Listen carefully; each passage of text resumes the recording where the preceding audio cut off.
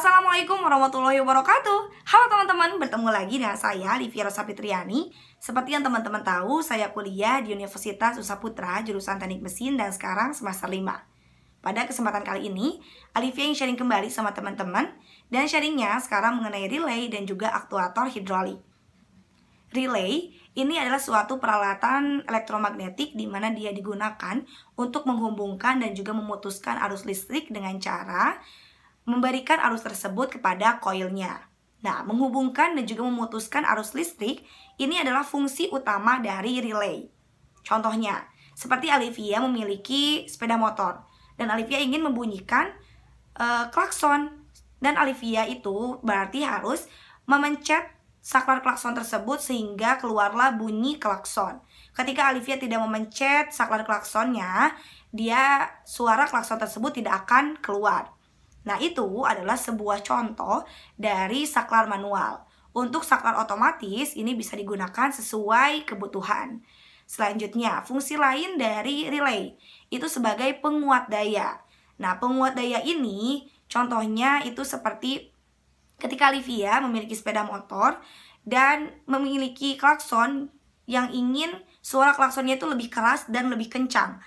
Itu bisa saja dengan cara kita memasang relay. Dengan kita memasang relay, suara pada klakson kita ini akan lebih nyaring dan lebih keras karena relay ini berfungsi untuk penguat daya, seperti itu. Nah, fungsi lain dari relay seperti sebagai remote control, sebagai logika control, sebagai penguat daya yang tadi Alivia jelasin, juga sebagai pengatur pemutar DC, sebagai proteksi tegangan dan lain-lain. Selanjutnya, itu ada prinsip kerja dari relay, di mana di sini ini ada sebuah besi yang dililitkan kepada kumparan koilnya, dan di atasnya juga ada besi yang disebut dengan armatur. Nah, apabila koil tersebut dialiri oleh arus listrik, maka ketika koil tersebut dialiri arus listrik, maka dia akan menciptakan gaya elektromagnetik. Nah, dengan adanya gaya elektromagnetik ini akan mampu menarik armatur dari posisi awal ke posisi yang baru. Dengan hal tersebut, maka arus listrik ini akan bisa diteruskan melalui armatur. Nah, ketika arus listrik ini dimatikan ataupun diputuskan, maka secara otomatis armatur tersebut akan kembali ke posisi awal. Mengapa bisa seperti itu? Karena di sisi armatur ini ada per.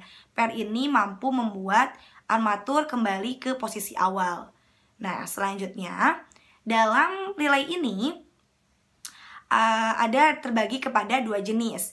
Yang pertama itu ada normally closed. Ini dimana kondisi sebelum diaktifkan dia berada di posisi close. Yang kedua ada normally open, dimana ini kondisi sebelum diaktifkan dia berada di posisi open. Selanjutnya dalam relay juga ada yang disebut dengan pole. Pole ini adalah banyaknya kontak. Yang kedua itu ada throw, ini adalah banyaknya kondisi. Nah, dalam relay juga terbagi kepada beberapa golongan.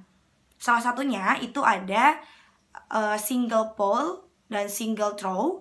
Ada single pole, double throw, ada double pole, single throw, dan juga ada double pole dan double throw. Selanjutnya, Alivia di sini akan menjelaskan tentang aktuator hidrolik. Aktuator hidrolik ini adalah aktuator yang memanfaatkan fluida tekanan untuk menjadi tenaga mekanik.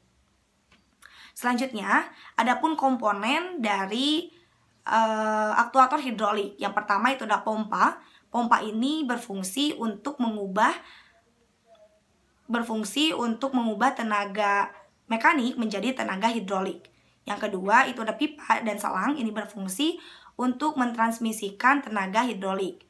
Yang ketiga itu ada katup, berfungsi untuk mengatur tenaga hidrolik. Yang keempat ada silinder hidrolik dan juga motor hidrolik, berfungsi untuk mengubah tenaga hidrolik menjadi tenaga mekanik. Selanjutnya, adapun komponen tambahan, yang pertama itu adalah tangki, ini berfungsi sebagai wadah dari fluida hidrolik. Yang kedua, itu ada pendingin dan pemanas, ini berfungsi untuk mengubah atau mengatur suhu sesuai dengan temperatur yang dibutuhkan. Yang ketiga itu ada filter hidrolik. Ini berfungsi untuk menyaring kotoran fluida hidrolik. Yang keempat ada alat ukur tekanan. Ini berfungsi untuk mengukur tekanan sistem hidrolik.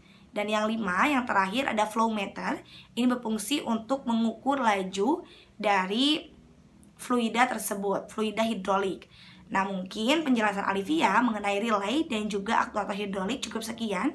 Semoga apa yang Alivia sampaikan ini bermanfaat dan semoga kita bisa bertemu di video selanjutnya. Alivia Rosa Fitriani undur pamit. Wassalamualaikum warahmatullahi wabarakatuh.